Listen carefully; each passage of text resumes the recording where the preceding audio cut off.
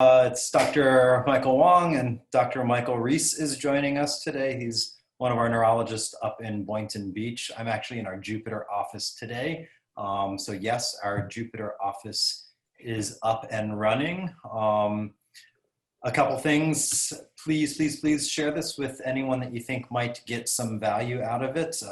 We're here to answer your questions, and I hope it's a good one for you. For the veterinarians out there, we are doing our 7 Synapse conference in October. So if you'd like to learn more information about that, or if you'd like to get a chance to win a free registration for it, please just send an email to Q&A at SEV, like Southeast Veterinary, then the whole word neurology.com, and we'll get you everything you need to know there. Hi. Sherry, can you hear us? Hey, all how right? are you? I can hear you all right. Doing well. Thanks. Yeah, perfect. I'm Michael Wong, Dr. Wong, and this is Hi. Dr. Reese. Yes, perfect. Great. Awesome. Appreciate it. So I guess tell us a little bit about your puppy and where you're at and what's going on and what your question is. Yes, sir. I am in Nashville here, Tennessee. Basically, I have a little Frenchie. She'll be 3 this month. Her name is Sansa. And she started doing trembling, like twitching about 2 weeks ago. And she's having like these episodes on and off for 15 minutes. And I noticed because I'd look over and she looks like her eyeballs are telling you, I don't know what's going on. I'm shocked. And they got so big and a little dilated at the same time. Like, what's going on? As anybody would expect in the middle of like doing whatever you're doing in life. And then you just stop all of a sudden. And I also noticed she was super tense around her neck. And then after 15 minutes, these would pass. And then I was like, okay, this is interesting. And so I just kind of monitored them. And then a week ago, I'm like, I got to call my vet. She needs to be seen. So I had my pet sitter run her to the office, basically, and seeing her. Of course, clinically, she presented normal, all things checked out. And then not another episode till maybe, so that was on Monday, and then till Friday night. And then this past weekend, I took her on her morning walk. I have another 1-year-old Frenchie. So we're walking along and she yelps out. And then I just turn back and I can tell she's rolling into this episode again. But it's I think layered with a lot of, she's scared at this point. She's trembling. She's like, doesn't know what's going on. Okay. So I kindly just pick her up and I take her back home and set her on the couch, and she's just really restless. She's anxious. She's trying to like climb on something just to kind of elevate herself. I don't know if she's trying to help find something comfortable. And that was a Saturday. It just never went away. It was like off and on and just pretty persistent on Saturday. And I was obviously emailing my vet most of the day. He was out of town trying to help as much as he could. And I just said, hey, if this persists, I can't get her comfortable. He's like, obviously take her to the ER because now we're rolling into weekend hours and most offices aren't open. Sure. So at that point that day, I decided to hit her with Benadryl because she needed to just chill out. She needed to calm down and relax. And she relaxed a little bit. And then we had a decent night that night, not back to herself, but just a better version of what I saw. And then she had just a kind of silent yelp Sunday morning. And I'm like, we just can't do this again. I said, so we're going to the ER. Went to the ER and they said, most likely this is probably what we're seeing. They noticed, obviously, because it took them about 2 hours to see her on Sunday because it was quite busy. Not getting relaxed in the kennel she was in, standing upright, just looking tense, anxious. Also noticing the very tenseness in her neck, not being able to turn one way or the other, very uncomfortable. Her gait was fine, not affecting any of her limbs.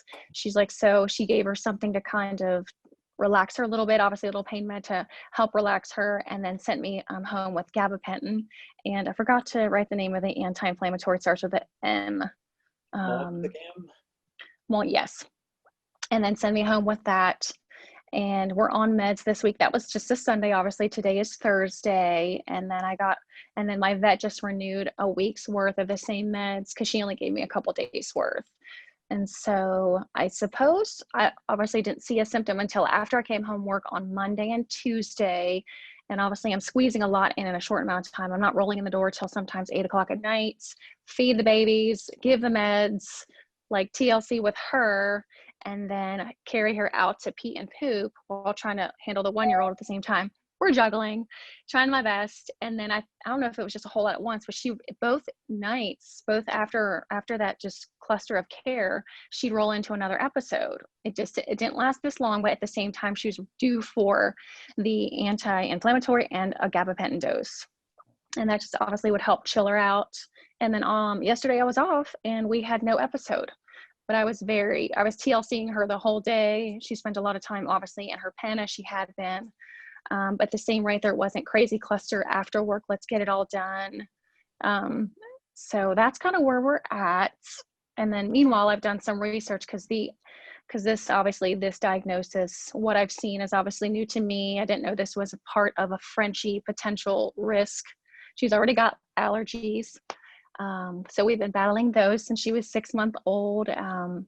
Yeah, here we are. So yeah, so I'm like, I gotta talk to y'all. Y'all are like on it down there, and I'm an East Coast girl, and I'm like, we need to chat because I need to know exactly like what to expect and your input, and I'd love it. Absolutely love it. You want to go, Dr. Reese? Sure. I mean, what you're describing certainly fits with neck pain. And then the question is, okay, why? So yeah. When we talk about Frenchies, disc disease is certainly high on the list. So it sounds like they've started treatment for disc disease. So yes, an anti-inflammatory like meloxicam, a pain medication like gabapentin, and then rest. So, I mean, of all those, it's the rest that's most important. So exactly. It seems some people get a little bit hung up on the rest, that it's cruel, but I mean, it's oh no, a few weeks of bed rest is better than a few weeks of bed rest with an incision down your neck. So really the rest helps at least give the cartilage a chance to kind of scar over and heal so it doesn't get worse, and then hopefully they get better. So, I mean, it sounds like you've taken all the right steps for management of this disease, but I mean, the best way I've kind of heard it described, if you take a full tube of toothpaste and take the cap off and live your normal day, the more active you are, the more likely you squeeze some of the toothpaste out. And most French bulldogs do not like to be tied down. So they just have so much energy that even keeping them confined, they're still bouncing around. So they're a little bit harder to kind of medically manage through sometimes just because of that. So I think disc diseases certainly would make sense with what you're describing. And how often do you take her out? I mean, she's in the pen just while you're gone? So she has potty breaks. So it's like a play, like a tiny little play area that I used when she was like a small little fenced area that she was when she was a puppy. I take her out basically in the morning at like 5 a.m. when I'm getting up pre-work. And then my pet sitter's coming in midday, taking them both back out. And then I'm coming home and taking her back out. Okay. So we're just going out 3 times a day to do our business. So as soon as she's done, you carry her back in? Yeah, and she's being carried in both directions. Okay. Yep, there's no walking allowed. Yeah. I mean, it sounds like you've pretty much perfected what we need to do for medical management. Okay. So really the question is, okay, it's not going to be an instantaneous fix. I mean, that type of nerve pain is not a thing that goes away overnight. It's a slow and steady wins the race. So I think it sounds like you're on the right track, but if it's not working, then the question is why. So, I mean, absolutely, it can get to the point where there's so much disc in there, it doesn't matter how much rest you give them, it doesn't matter how many pain medications you give them, it needs to be addressed. So that's where we start talking about MRIs to say, okay, structurally, what's happening in there? Exactly. So that, to me, if we're not getting to where we want to be, is the test of choice to say, okay, what can we do better? I mean, disc disease is certainly one of the most common things we deal with, but Frenchies definitely can be affected by other problems. So they're definitely a breed we see meningitis in. So from a standpoint of meningitis in dogs, it's not like people. It's not often contagious or infectious. It's more often autoimmune. So the MS side of things is probably more closely relating. So then you suppress the immune system, and that's where the pain's coming from to cause the meningitis by the autoimmune disease. So Frenchies are also a breed that are highly prone to malformations of their vertebra. So every once in a while, they can create issues as well. Not as common, but it's still possible. But really the MRI will kind of then help tease it out. If there isn't a whopping disc in there, then a spinal tap would be recommended to look for meningitis. Yeah, and that makes sense. Okay. I guess my thought too here, she's I think the plus on her side is she's a laid back girl. I'm so blessed with it because her brother is not. So it's helpful that her personality is not so crazy. Because I've seen some crazy Frenchies. I'm like, that's fun. That's a lot. So I guess thinking ahead, is just medically managing just a temporary Band-Aid that we're doing? And the long-term course may be, we'll have to just probably talk about surgery at some point. If obviously we can medically manage her at this point, I guess I was thinking about that as well. So a lot of it depends on how much is in there. So if a disc ruptured, if there's just a little bit in there, I mean, it can be anywhere from like a toothpastey type of consistency up to like a thick gristle. So the more toothpastey it is, the more fluid that's in there and the more the body can kind of dehydrate and kind of flatten out. So over time it can get better. In which case the pressure gets better and their symptoms get better with it, which is why it's a game of time, not instantaneous fix. But yeah, the more firm it is, what you see is what you get. So the only way to really fix it is by going in and removing it. So that makes sense. If it's more toothpastey and it flattens out over time, I mean, more often than not, those are chronic discs that we see later on in dogs where, I mean, some people never even knew they had a problem, and you can see, 4 or 5 bulging discs that clearly happened over years, and they just hide it so well. But yeah, the kind of sudden ones where it squishes a nerve, they definitely do not hide it well. Got it. Okay. And then also thinking, how long is medical management do you actually manage medically with meds and then let the body obviously do it till we're asymptomatic without any issues while we're resting? I guess my whole thought was like, okay, we're giving her meds for like a week and a half. Do we just abruptly stop those meds and then just move forward with just like consistent lots of rest and see what happens? Or do we do 14 days of management and then rest and see what happens? How typically does the medical management unfold if we're medically managing? That one is highly dependent on each neurologist. Okay. So I typically reach for 3 to 4 weeks of strict rest. The drugs, I start with them all together and then I take one away and wean them off over a couple weeks to 3 weeks.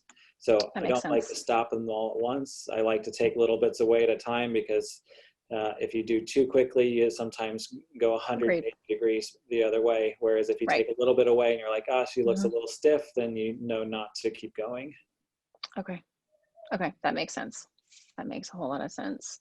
And then obviously we're looking at a full month of pretty strict rest, correct? A month of bed rest. Yeah. Yeah. Okay. Yeah, so to me, it sounds like you're on the right track. I mean, I'll probably recap a lot of things, but it sounds like neck pain. The most likely thing in a young French Bulldog is a slip disc, but there are other things. Meningitis would be the biggest one, malformation. Frenchies get tumors at a relatively young age. They can get infections, something called discospondylitis, but you know, this is slip disc, slip disc, slip disc, slip disc, meningitis, everything else on kind of the list of likely things. My approach is for a dog with first time neck pain, and it's just neck pain. So they're not dragging a limb or anything like that. Right. To do exactly what your team's doing up there of strict rest and medications. Everyone's got their different, medications that they use, but it's usually, a pain medication, an anti-inflammatory. Many times I'll add in a muscle relaxant, something like a Valium or a methocarbamol or something like that. So sometimes that can help as well. And then my rule of thumb, so I prescribe those medications similar to what Dr. Reese is saying, where I'm planning on having 2 to 3 weeks of medications, but kind of all of them for the first 5 to 7 days. And then we start taking one away and then decreasing the frequency of some of them that are 3 times a day will decrease to twice a day. And then, so it's basically a tapering schedule. And my rule of thumb is most dogs, so about 65, 75% of dogs that are like what you've described with FANSA are going to get better with rest and medications. But the ones that aren't going to get better, usually that within the first week or so, that they're still painful or they're still having episodes of pain. So that's kind of my my time, I usually check in or want to see the pet back in about a week. We usually call a couple times between consultation and a week later. Okay. But if things aren't getting better or if they're getting worse, we start having that conversation about doing an MRI. Yeah. And that makes sense. Not all the times does it mean, well, gosh, if she isn't 100% better by a week, you need to do an MRI then. Sometimes it's just a matter of some dogs take a little longer. Some dogs we need to adjust, the medications just a little bit longer, or switch from a non-steroidal to a steroid, things like that with a washout period, et cetera. So it sounds like you've got everything, you're doing everything right at this point. Really the big thing will be as you start taking away medications, what happens. And I know I didn't say it specifically, but usually what happens is because we've been on medications for 2 to 3 weeks, we still should be in that cage, that crate rest for, in my regimen's about 4 weeks of crate rest, then 4 weeks of room rest, then 4 weeks of house rest. So there is a period that we're off of the medications, but we're still in the crate, certainly still getting, room or house rest. Wow. That's like a trimester. That's like, okay. All right. And I guess at this point, obviously you're the only neurosurgeon neurology I've talked to at this point, because there was so much on your site and so much education available. I wanted to tap into that. We haven't, obviously my vet's still managing, and obviously he's also mentioned 2 folks local, which I have not dug up yet and kind of checked them out to see. I know we have 2 not too far from here. Yeah. At what? And I know in the email that you sent, you said you're more than happy to come down here, but Dr. Rossi House is one of the neurologists there in Nashville, and she and I studied for boards together. I know her well. I'd love if you wanted to come down here, but I'm more than confident that you've got great care right there in Nashville. So. Okay.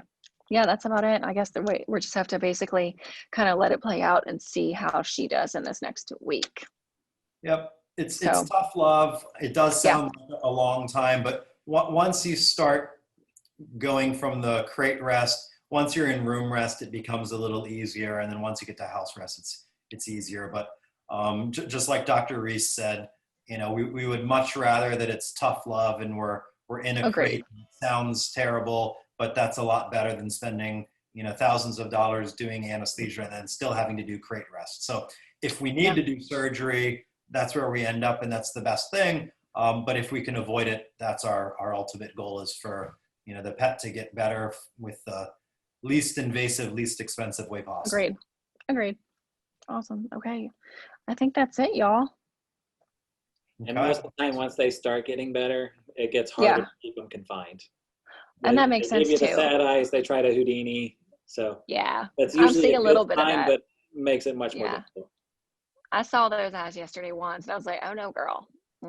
Not yet. So, okay, perfect. All right, y'all. I appreciate it a whole lot. Thank you so much.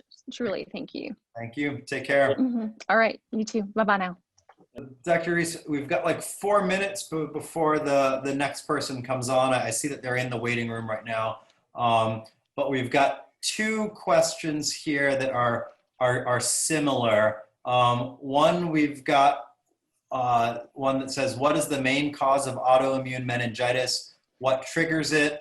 And then someone else, Paula, asked, what kind of diet would you recommend for dogs with autoimmune meningitis? If we had the answer to what caused it, we would make a lot of money. Unfortunately, we don't really know what triggers the immune system to kind of turn on itself. And there's so many different variations of autoimmune disease, whether it's things like rheumatoid arthritis or immune-mediated thrombocytopenia or anemia. I mean, there's all sorts of variations of autoimmune disease, but there is a neurologic form of it, which is the meningitis, encephalitis, myelitis. So unfortunately, something triggers that response, but we just don't know what. And they've looked at all sorts of different infectious causes and have come up empty.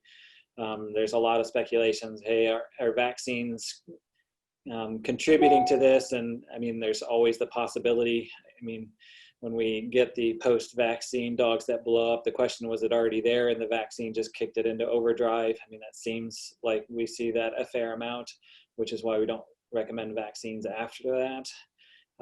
But did the vaccines themselves cause it? Maybe, maybe not. So I'm not entirely sold on it, but there's always the concern. Allergies, I've definitely seen lots of dogs with allergies that have developed meningoencephalitis. So it still comes down to, it's just the chronic immune stimulation that their body's undergoing with their allergies that I think just drives it forward. So to be clear, we still recommend vaccinations for, you know, for general health. It's once we've diagnosed a dog that's come to us, we've done an MRI, we've done a spinal tap, where we've diagnosed inflammatory brain disease or meningitis or myelitis or encephalitis. In those dogs, we're just much more cautious about recommending vaccinations. Correct, thank you. So, I mean, I think it was clear. I just wanted to double down on that. I guess similarly, what triggers it? You know, to me, it's multifactorial. There's probably a genetic component to it, since we see it in certain breeds and certain ages. But is there a definitive answer of what triggers it for 100% of the dogs? No, the vast majority, in my experience, I can't find well, in 100% of the dogs, I can't find or prove an inciting cause. But in 90% of them, there isn't even anything history-wise of, you know, this happened and then signs started. But yeah, we certainly see dogs that start with symptoms kind of after a mild respiratory tract infection, you know, sometimes after vaccination, et cetera. Just something that stimulates the immune system, but that dog's body doesn't keep the immune system in check, and it just kind of goes haywire. Do you have anything to say to Paula about what kind of diet would you recommend for dogs with autoimmune meningitis? And I generally don't have a strong opinion towards a certain diet, as long as it's a well-balanced diet. I know some people like to basically move to a home-cooked diet to try to eliminate all the different preservatives, ingredients that are maybe unessential in the kind of formulated diets that you can buy off the shelf. And I think that's totally reasonable to do. You should work with a nutritionist to make sure it's balanced. Sure. Yeah, I would say more commonly the conversation I'm having surrounding diet for dogs with inflammatory brain or inflammatory CNS disease is more just because a lot of them are on prednisones, they're eating a ton and they're gaining weight. So the conversation I'm more having around it is, you know, limiting caloric intake and, you know, dogs that are begging for food, what sort of snacks to be giving. So, but Paula, there isn't a specific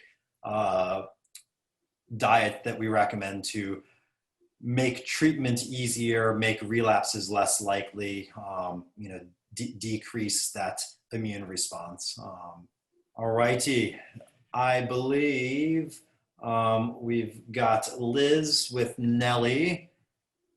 Hey there, Liz. There you are. Hello. Can you hear us? Oh. Hi there. Yep, I can hear you now. Hello. How are you? Hi, I'm good, thank you. All right. I guess, Liz, if you can tell us a little bit about Nellie, what kind of dog she is, how old she is, Sure. where you're calling from, and what your question is. Okay. I'm sorry, I'm Nellie Dr. Wong, and this is Dr. Reese. Oh, hi. Yeah, Nellie is an 8-year-old lurcher. She's a Whippet Bedlington cross. And about 9 months ago, she had an acute non-compressive nucleus propulsus extrusion, which showed the lesion showed it went through kind of more than 90% of her spinal cord. So she was initially a grade 5. Okay. And it's been a sort of long, slow recovery over the last 9 months. My main question really relates to regressions. She does seem to have periodically sort of had some regressions, which she's generally sort of come back from over the course of about a month. And it's really sort of what can cause these. This one, she's struggling to come back with from a little bit. My hope is it's just a kind of normal regression that's been exacerbated by a couple of fortunes.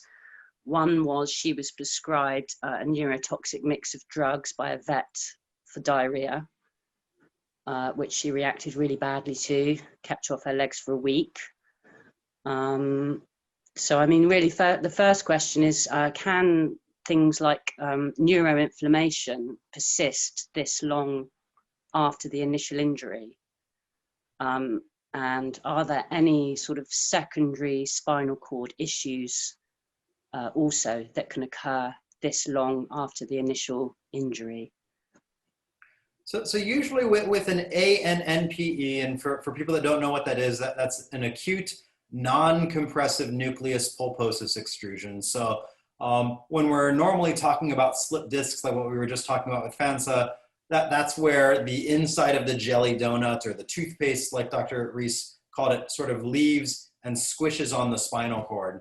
But what an ANNPE is where a tiny bit of disc comes out at high velocity and smacks into the spinal cord and causes very similar symptoms of dragging the back legs, and it can be painful initially, but usually they're not painful after that.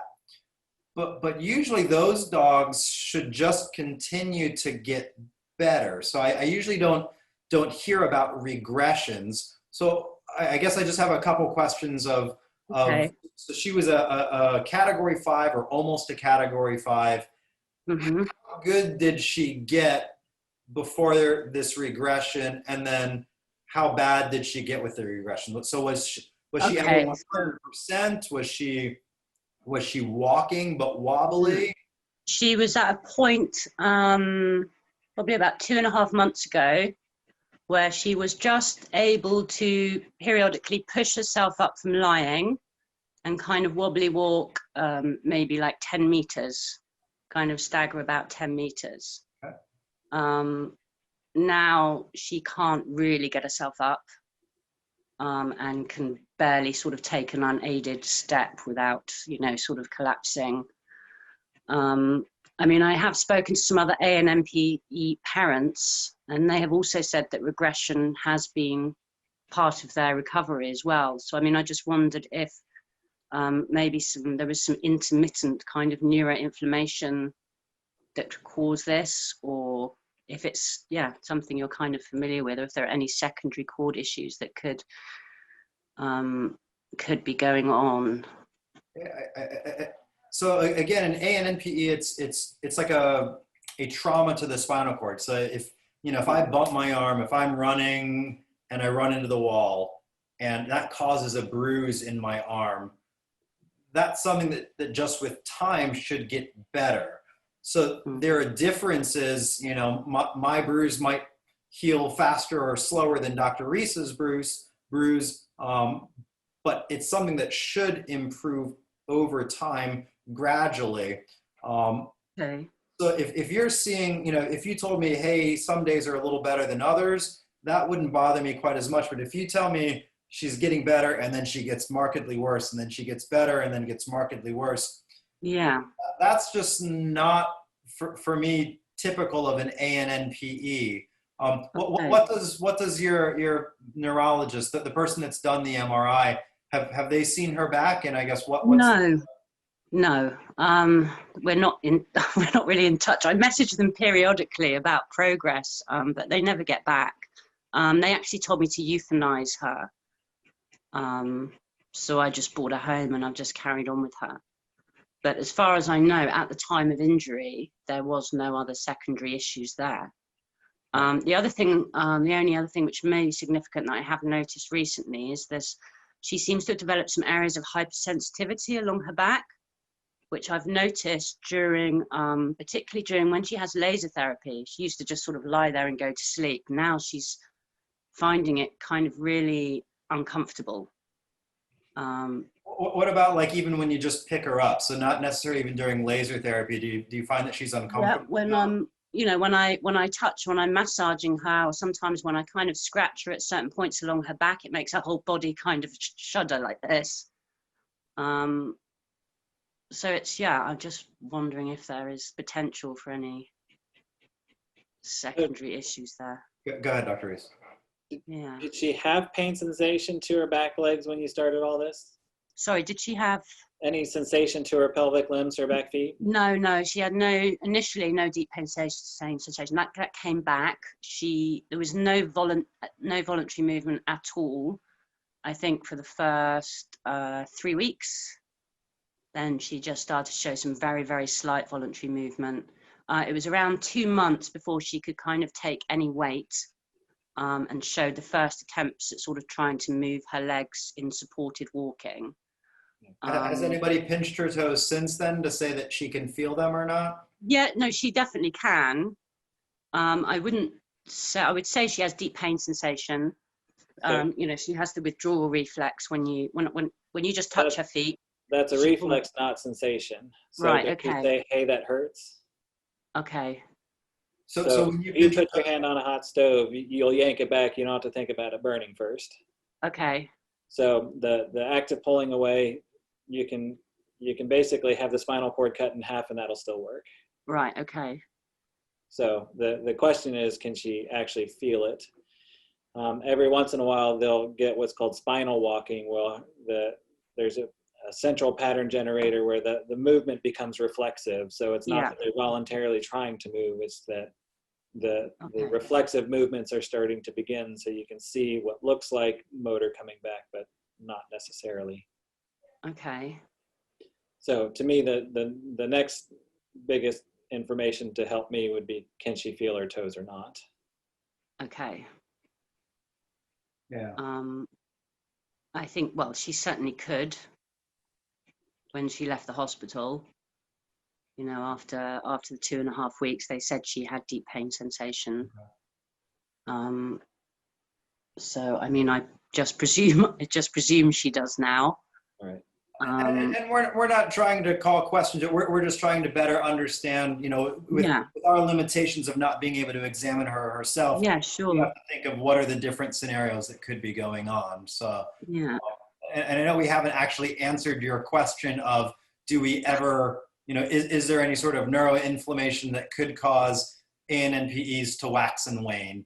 And just, again, typically dogs with ANNPEs, they go from a 10 to a 1, like that, when the injury happens, and then they slowly get better. Sometimes dogs that are category 5 just always stay a category 5, but they shouldn't get worse. And we just usually don't see a waxing and waning progression to it. Okay. So I'm trying to sort out, well, gosh, is the waxing and waning, you know, just mild, like good days, bad days, or is it a dramatic? And it sounds more like, you know, you're saying she can walk 10 meters one day and then can't get up the next.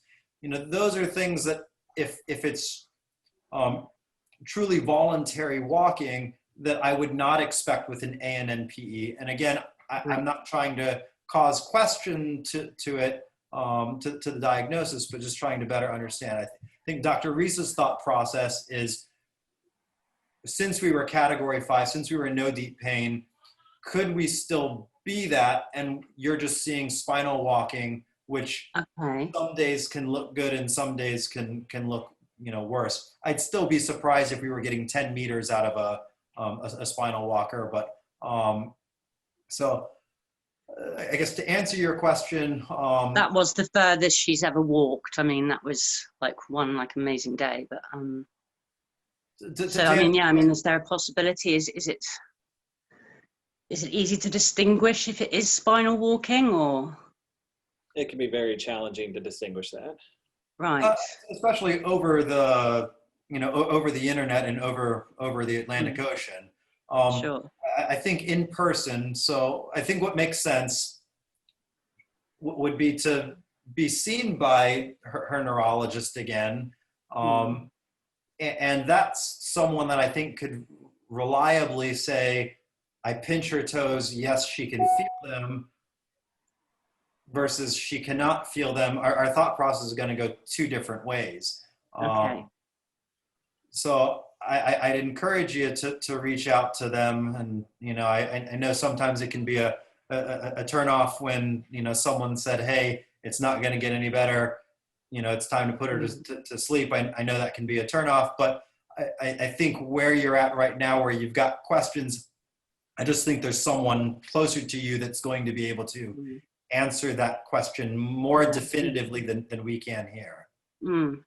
I mean, the thing is, yes, because we did see some really good progress. And I just wondered, you know, not necessarily with her case, if there were any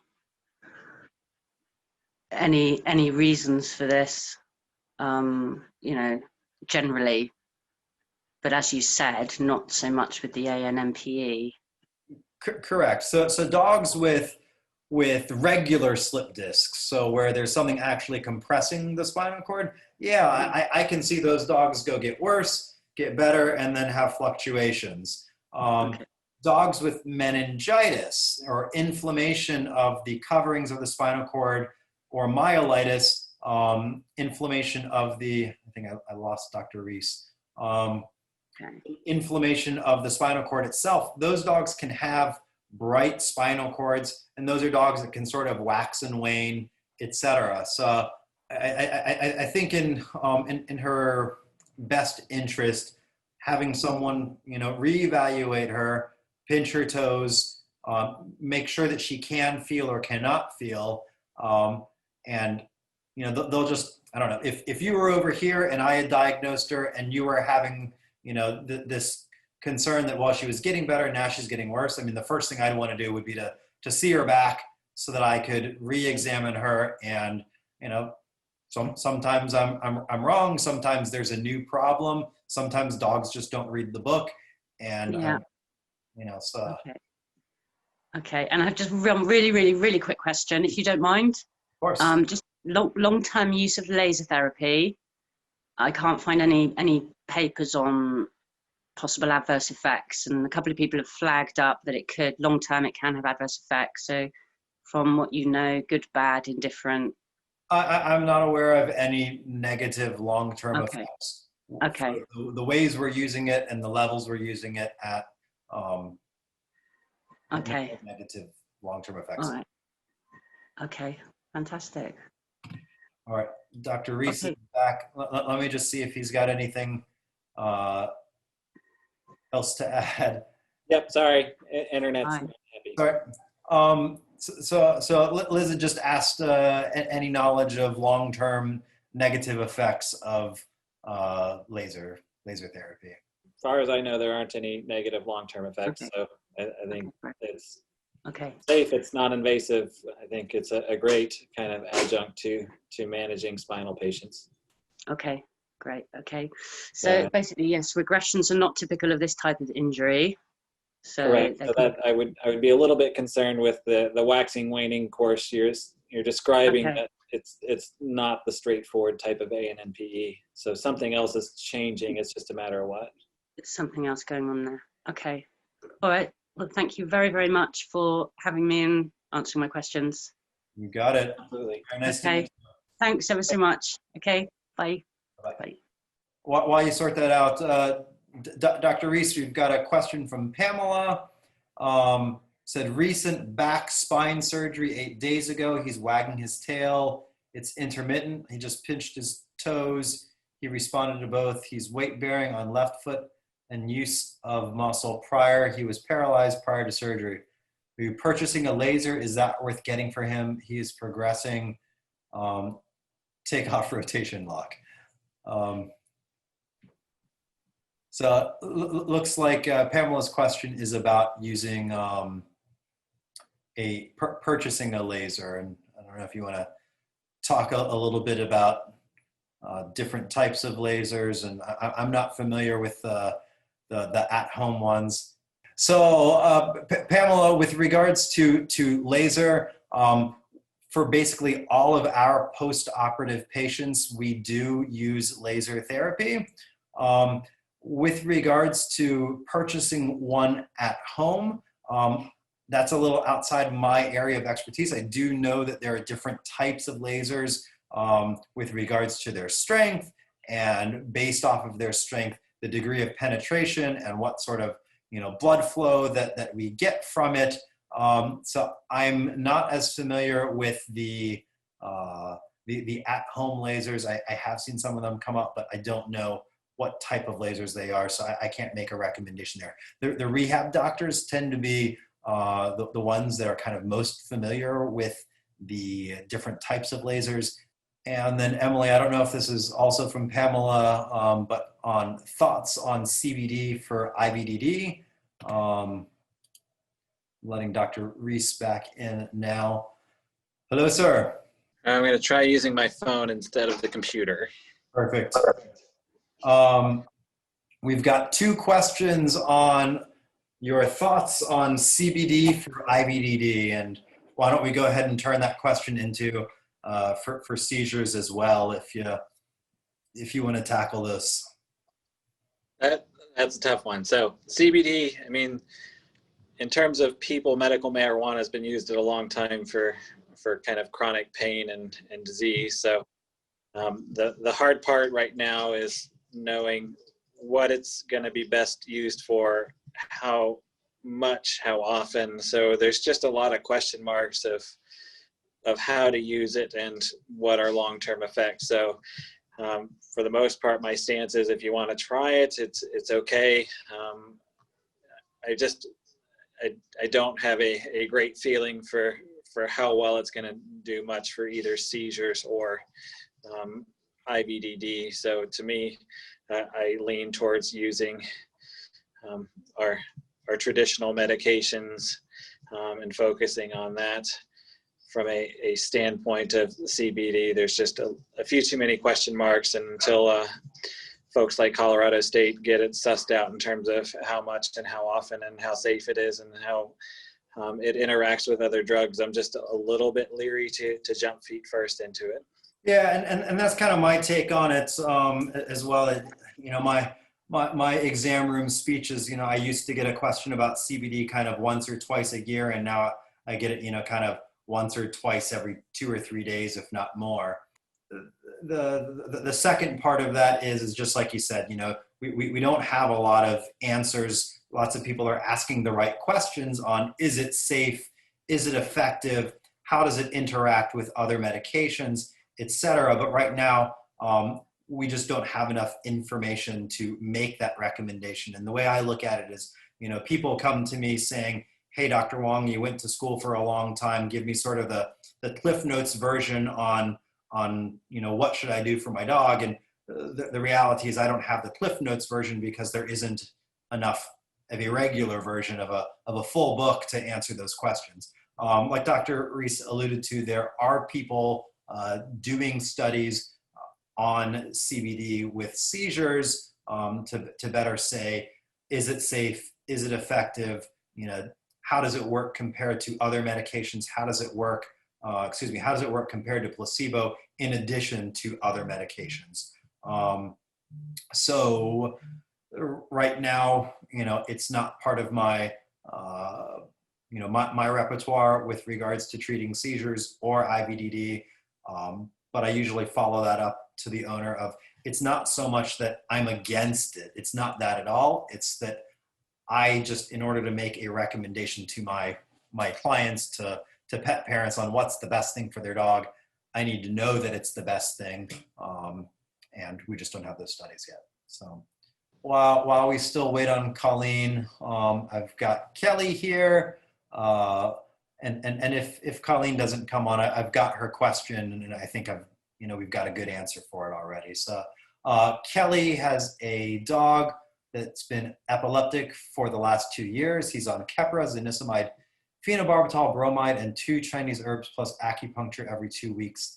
The longest we have gone is 40 days without a seizure. Is there something we are missing? Yikes, that sounds like the worst of the worst. So, I mean, in terms of medications, there's lots of different drugs to use to manage seizures, and all have their kind of targets of action, all have their ups and downs in terms of side effects and costs. So, I mean, there's no cookie cutter approach to seizures. It's all a matter of trying something, saying, hey, how does this work for each dog? And if it's not, then kind of modifying treatment to find what works best. I mean, I have some cases where similar list of medications and they still have a seizure once a week. So 40 days is actually pretty decent when you talk about the worst of the worst. But a lot of it also depends on doses. So all drugs have their kind of own dose range. So have we maximized what you're using? If we're having questions about control, there are drug levels that we can check. So especially phenobarbital, that one's well established. Zonisamide and Keppra, there are dose levels, so we can at least check and say, hey, are we at least in the therapeutic range? When we're having issues controlling, it's at least nice to know, hey, are we hitting a therapeutic target or not? Yeah, so I guess, and Kelly, this is where it's super useful to be on here with us, because I just have more questions. How old is your dog? What kind of dog do you have? And how was epilepsy diagnosed? Was it just based off of there being seizures, or did we diagnose it with an MRI, spinal tap, blood work to rule out all of the other causes of seizures? So seizures are an abnormal burst of electrical activity in the front part of the brain, what we call the cerebral cortex. And in general, I think of three main things that can cause seizures: things outside of the brain, like low blood sugar, liver problems, kidney problems.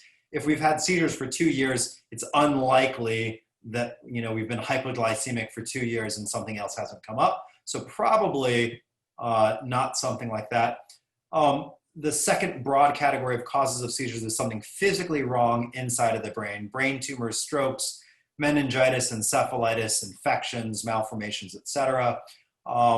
So again, probably unlikely that we've had a brain tumor for 2 years, but this is kind of where history and age comes along. If you told me that your dog started having seizures at, say, 4 months of age, and we're 2 years and 4 months old right now, I might be thinking of things like malformations or degenerative processes, etc. So that sort of information would help.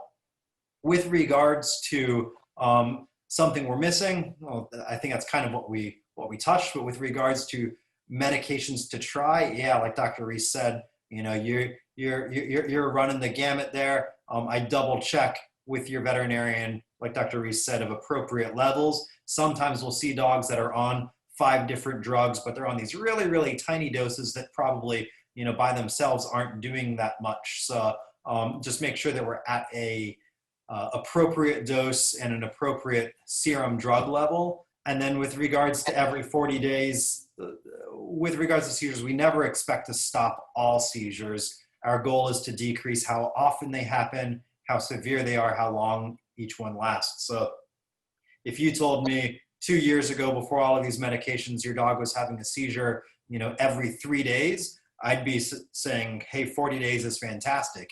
If you told me, it was every 40 days, and then we added Keppra, then we added zonisamide, then we added phenobarb, then we added bromide, and it's still every 40 days, yeah, that would be more frustrating to me. So those sorts of things of how often we're having them, how severe they were before trying or starting each medication or adjusting each dose. Tough for us to say, is there something we're missing? I doubt we're going to get Colleen back here, but I've got an email from her. She has a 7-year-old Beagle mix named Harley that we saw for a split second there. He started having seizures about 2 weeks ago. He had 11 seizures within a 48-hour window. Those were focal seizures. Then he had 8 seizures that progressed from being focal seizures to, I've lost Dr. Reese. Oh, there he is. To being generalized clonic-tonic seizures, each lasting less than a minute. He had some lab work which showed a UTI and some elevated liver enzymes. So we went to the vet, prescribed phenobarbital. Phenobarbital has controlled the seizures well. So over the last 2 weeks, although he's experiencing side effects, such as sedation, increased appetite and urination. He had a follow-up 2 weeks later. His UTI is resolved, but the liver enzymes remain slightly elevated. The vet says he doesn't have a high concern for liver disease, but wanted to have the discussion of continuing the phenobarbital versus weaning off of it. He's only been on it for 2 weeks now. He's been seizure-free. Wondering if if I stop the phenobarbital, is he at high risk for seizures since he had so many episodes in a short time frame? And if he begins to have seizures after we stop it and we restart the treatment, will it be as effective? So I don't know if you caught all of that. 7-year-old, 2-week history of seizures, cluster, focal and generalized. Sounds like we had increased liver enzymes at the onset. Started phenobarbital, don't know what dose, but 2 weeks later, liver enzymes were still elevated. Doesn't sound like they were more elevated, but still elevated. So to me, this is the question of phenobarbital and elevated liver enzymes. What should I do? And then probably should have a little bit of a talk about 7-year-old dogs with recent onset seizures. Phenobarbital, absolutely. One, I expected to create some sedation for the first couple of weeks when they started. So it takes 10 to 14 days to really build up in the blood. And as it's building up, you're going to see sedation kind of building with it. And after that, they should adjust to it. So the goal is to have them go back to pretty much normal. So they should adapt to it. So I think from a standpoint of the side effects that you've initially described, the sedation should get better. The increased hunger sometimes persists with it. Sometimes the increased thirst persists with it. But for the most part, sedation should get better. Liver values, I mean, a lot of it depends on how elevated the liver values were. I mean, a mildly elevated ALP doesn't bother me as much. If the ALT, which is a more direct liver enzyme, was like 1,000, then I would have more concerned about phenobarbital right now. There are liver function tests that can be submitted. One's an ammonia, the probably better one's a bile acid test looking at how liver's functioning. So if we have questions about whether phenobarbital is a good candidate, that's at least something you can do to look at how the liver's functioning and not just the numbers of the liver values. So I think a lot of it depends on how bad the liver enzymes are, whether or not phenobarbital would be my first choice for him. So with that, when we talk about a 7-year-old dog, as Dr. Wong already walked through causes of seizures, it's at the kind of end of what we consider our idiopathic or primary range. So we start getting into questions of, hey, is there some sort of primary disease in the brain that's causing the seizures to break out so violently all of a sudden? So it's certainly possible that there is a primary disease going on, and that's kind of driving the liver values up. So could it be a primary liver problem? Yeah, but stress from a chronic disease can also drive those liver values up from just elevated cortisol from the chronic stress. So there's a lot to this question. Do I like phenobarbital as a first-line drug? Absolutely. With how many he's had, I do feel it's probably going to end up being better than something like Keppra, which has very little side effects, but when the seizures are that many, I don't find that Keppra is quite as predictable as phenobarbital. So, I mean, that's my take on it as well. I mean, just with the 7-year-old dog with that many seizures, we have to ask, is there a physical structural cause for the seizures, meaning brain tumor, stroke, encephalitis, things like that. So Colleen, if there is the opportunity to meet with a neurologist in your area, I think that makes sense. If there isn't that opportunity, just double making sure that your veterinarian's done blood work, and if there are MRIs in the area, I would consider that. From the phenobarbital standpoint, yeah, I would often start with phenobarbital first. I think it's completely reasonable. It doesn't bother me if liver enzymes are elevated, but it really depends on, like Dr. Reese said, which ones. There was a study that basically looked at, actually it was beagle dogs, where they gave them a normal dose of, actually I wanted to say it was a little on the high side, like a 5 mg per kg BID dose of phenobarbital, and they looked at their liver enzymes or their serum biochemistry, so liver, kidney, electrolytes, etc. They did bile acids, they did belly ultrasounds, and they did fine needle aspirates or biopsies of the liver to look for actual damage. And elevations in things like ALP were very, very common. And The only times that we actually saw actual liver damage was when the bile acids were elevated, when the GGT was elevated, when the ALT was elevated, et cetera. So I would want to know which other ones were elevated, but I would absolutely get a bile acids to answer that question of should we go off of phenobarbital. I feel pretty strongly that even if we make the argument that phenobarbital isn't the drug for Harley, he should be on some sort of anti-seizure medication, because that many seizures in that short of a time period, almost certainly we're going to have more seizures. So we should be on some sort of anti-epileptic drug. I don't hear anything that makes me 100% say no, phenobarbital isn't appropriate. It's probably fine, but I would get to that belly ultrasound and a bile acids and monitor those liver enzymes over time. So, Crystal, she's in the waiting room now. We'll let her in, but she runs an animal rescue and care for a few paralyzed dogs. She has one that had an MRI that showed edema on her spinal cord. Additionally, almost all of her ribs were broken when she was only 4 months old. She takes 600 milligrams of gabapentin. Her question is, can there be anything to eliminate the edema on her spine? Also, she randomly attacks her paralyzed limbs. If you've ever seen a paralyzed dog do that. So let's get Crystal in here. Can you hear me? Yep, perfectly. Okay, good. I was like, I hope I can get this to work. So tell us. Go ahead. So I run a rescue, and we save a lot of what I call the underdogs. So a lot of these dogs are paralyzed, missing limbs. We do have one dog who we saved when she was 4 months old from the landfill in Turin, Turkey, and we brought her here to the United States. While she was in Turkey, I had 2 MRIs done on her. All of her ribs were completely broken. And that was the only thing as far as x-rays. So you can see visibly on the x-rays, the ribs were broken. The MRI, both neurologists in Turkey said that they think it's edema on her spine. So she does not have any function of her back end. She doesn't know when she's going to the bathroom. However, if I put her in the pool, she does kick those back legs.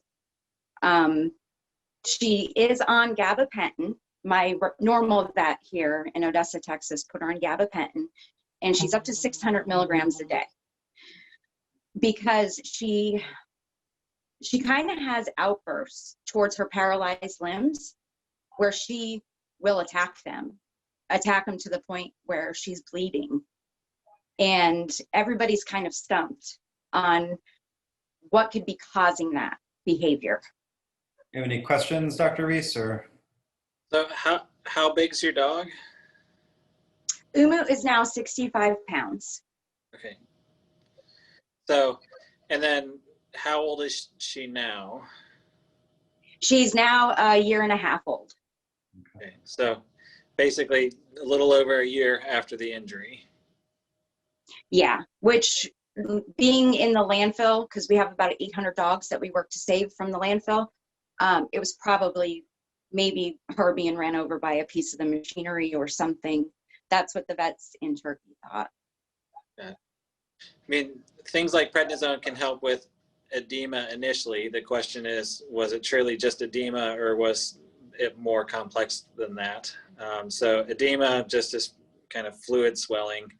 But if there's true bruising or, I mean, if the vascular system's compromised, ischemia, I mean, it'll all look very similar on the MRI. So prednisone isn't gonna fix that. But this far out, there shouldn't be edema left. The edema is usually from the initial injury, not from an ongoing issue, unless there's something like an autoimmune disease or something like that that's driving inflammation forward. In terms of seeing dogs that have randomly attacked their paralyzed limbs, absolutely, especially when they don't have sensation to them. So I've had them one where if they get a wound, they lick at it, they taste the blood, and that's what kind of sets them off. So it's a behavioral thing that causes them to go after it. But as pain sensation comes back, I've also had it where dogs will attack themselves because it's a weird, like, pins and needles type of feeling. They don't know why, so they chew on it. So I've absolutely had dogs eat their feet off from that kind of pathology as things are returning. So you end up having to keep them in an e-collar, use things like gabapentin to help with kind of nerve-related discomfort, to at least keep them from going after it. But it can definitely get real bad. Crystal, Yeah, I was trying to find a solution to not having her in a cone. You know, you want her to have free time, but at the same time, you don't want her to bite at her legs at all. when did the biting at the feet start? Is that more recent, or has she done that for the last year? Oh, she's actually started doing that while she was still in Turkey in the clinic. So I would say about 2 months after we saved her and she got moved to the clinic, that's when it started. Yeah, because I've just never had a dog. When they do that, it's usually because feelings returning. I guess I've never had one, a year out, and that's kind of why I was asking. But I guess it's strange for me to do it for a whole year now, or for 10 months now. Yeah, and with her, so she's also on Prozac because Dr. Robinson said, well, let's see if this is like a nerve thing or a behavioral thing now with her, since she has been progressively doing it for so long. Sure. While she was overseas. Noticed a little bit of difference with the Prozac, but it's really only at certain times. It's when she's eating, she'll go after her legs, and her legs start moving back there. It's like, and I really don't think it's like her intentionally moving them. Correct. I just think like it's kind of like something's firing and it makes her legs start moving. And when that happens, in my mind, I'm thinking, well, maybe she thinks it's like another dog or something trying to come after her food, if she doesn't associate those limbs being a part of her body. I don't know if dogs think that way or not, but that's what I was thinking in my mind. Yeah, I agree with you on that first part, that it's an involuntary thing. So similar to one of the people that we talked with earlier, when you're unable to, so if the spinal cord is injured severely enough that you can't feel your legs, the information isn't making it from the back leg up the spinal cord to the brain, that would be conscious feeling, or what we call nociception. But dogs can still get reflexes where that information goes from their toe up to the spinal cord and back. And many times when dogs are paralyzed chronically, those reflexes can become exaggerated. And yeah, just if there's any sort of stimulation, it causes either all of the legs to go out, or one leg to go out and the other one to come back. So that's what it sounds like, when she's excited. It certainly sounds like it isn't voluntary movement. I agree. There probably isn't a whole lot to do to help the initial spinal cord injury. What's done is done. Would prednisone or would a steroid, an anti-inflammatory, have helped, a year ago? Maybe, probably not. So I guess my thoughts are, keeping her comfortable, making sure that there isn't anything else sort of dermatologically or any other reason that would make her want to bite or chew at her back legs, because just the time course for me for regaining feeling and getting those abnormal sensations, this is a long time that's been going on. So I'm not sure that it's what we see when dogs are regaining feeling, and it certainly doesn't sound like she's regained feeling. So. No, she doesn't react to when they do the pain test, like pushing on the pads. Right. There's zero reaction. The only reaction I ever get out of her back legs is if I do put her in water, in the hydrotherapy pool. She'll kick them just like any other dog would kick their back legs. But no pain reaction, nothing. She just doesn't respond to it. Yeah, so it sounds like you're doing all of the important things for her, keeping her comfortable, wheelchairs, bladder expressions. Thank you for helping all of these underdogs. I love the underdogs. We just got a paralyzed puppy in, and nobody has an explanation of why he's paralyzed. So he's the next one will be taken in for an MRI. So yeah, I had a 3-legged dog and a paralyzed dog and a broken pelvis dog. So I get the ones that don't walk right either. So yeah, they're the best ones though. All righty. Well, thanks for calling or coming on here with us. Thank you. I appreciate it. Thanks. Bye-bye. Bye. All right. We've got Erica here, Dr. Reese, with Minnie, a 5-year-old Chihuahua. Can you hear us, Erica? Hello, can you hear me? Yep. How are you? Perfect, I'm good. How are you? Great. I'm Dr. Wong. That's Dr. Reese. Night. Hi, I have my little dog here. So this is Minnie. We're from Western New York, in between Buffalo and Rochester, this little town. And so I adopted her in May of 2018, and she did not have any health issues like going on, really. I mean, she's got some bad teeth, but nothing like that. December of 2019, I took her in and they gave her a lepto vaccination, which was different. They explained it to me that it used to be 1 and now it's 2 or something. And then I took her home that night and she ended up having a seizure, her very first one. And it was the only one she's ever had. Since then, she's been having them pretty frequently. She has some multiple times a day. In July, she had 17. So they put her on phenobarbital or potassium bromide, 0.5 milliliters once a day back in May, I believe it was. It was not slowing them down at all. So we went back at the end of July and they prescribed her 15 milliliters, I believe it is, of phenobarbital twice a day. So I looked up the side effects of it and I'm not too sure how I feel. I kind of feel uneasy. Some other things, like before she has her seizure, she kind of looks like she's hallucinating.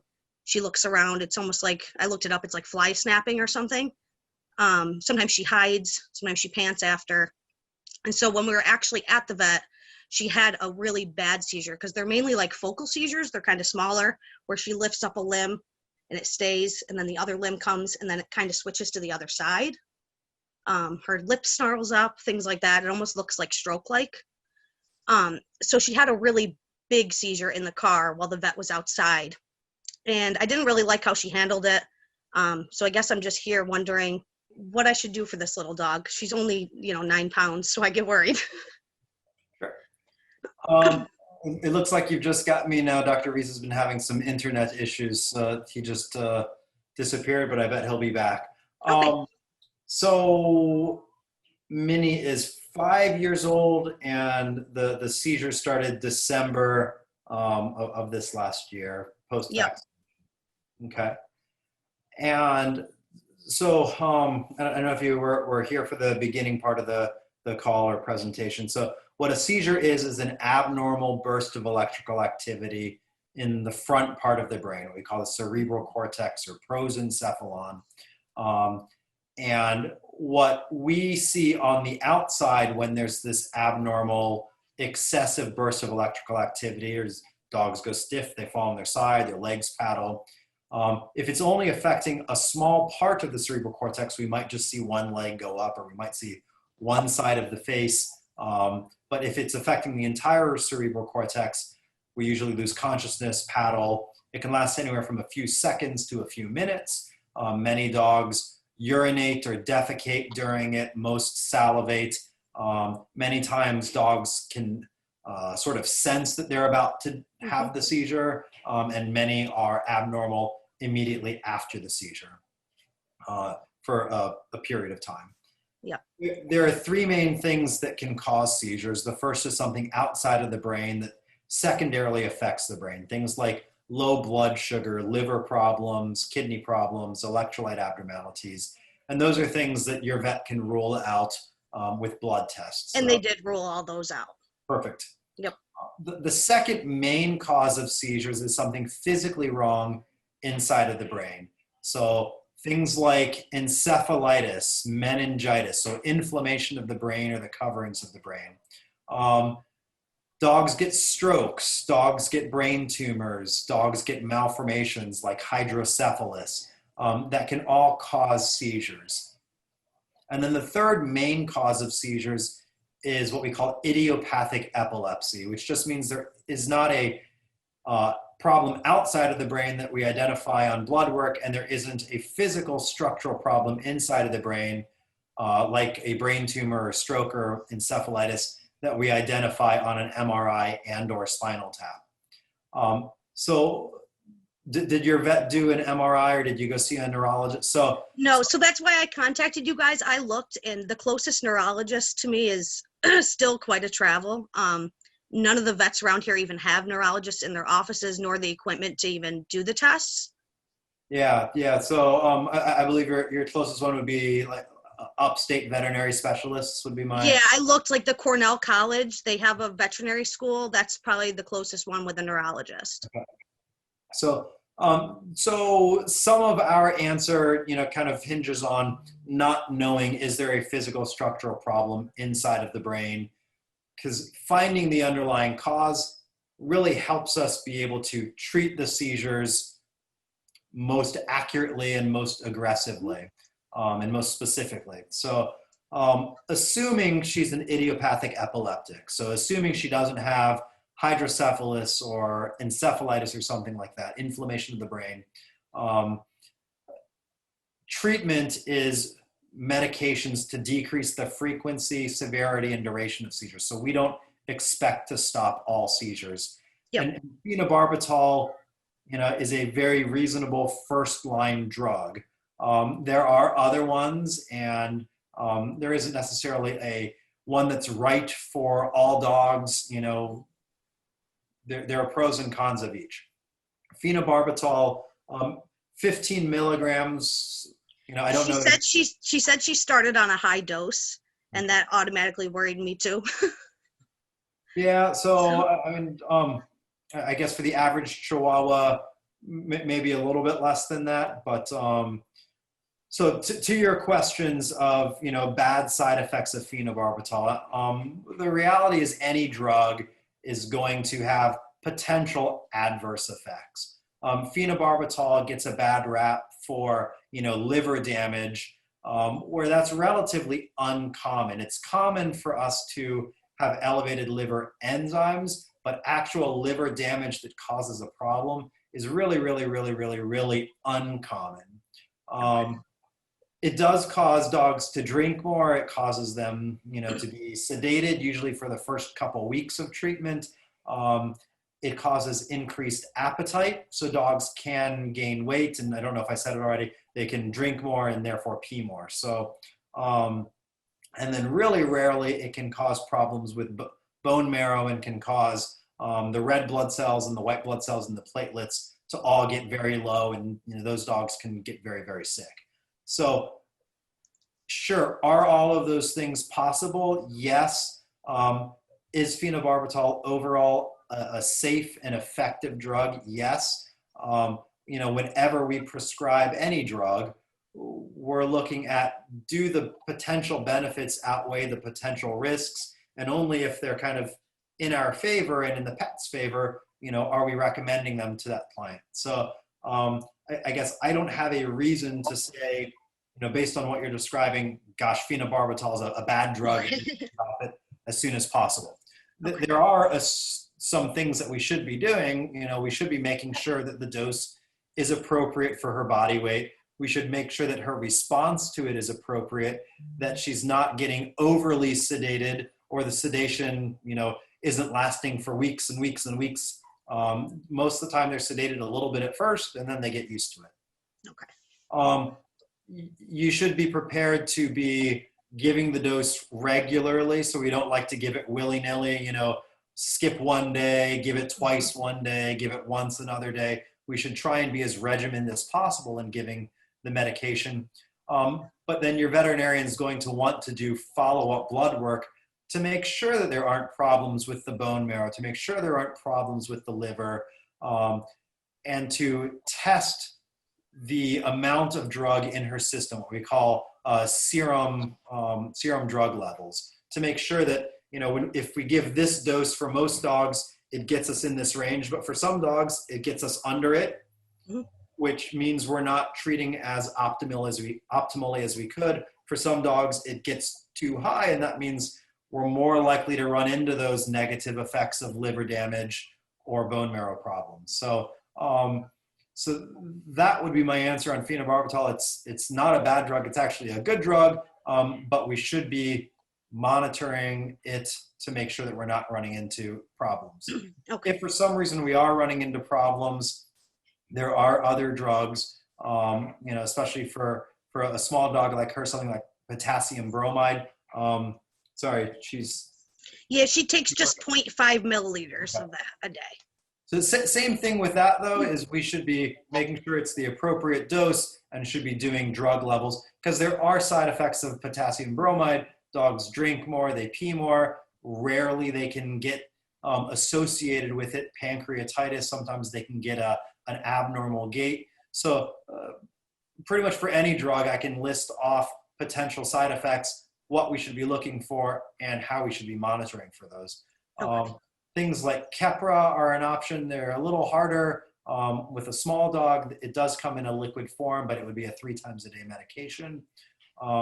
So real quick, yeah, it seems, so her seizures come on, you know, sometimes without anything like causing it, but sometimes I notice she has them more frequently when so she's a really anxious dog. She was adopted from an abusive situation, so she's terrified of people.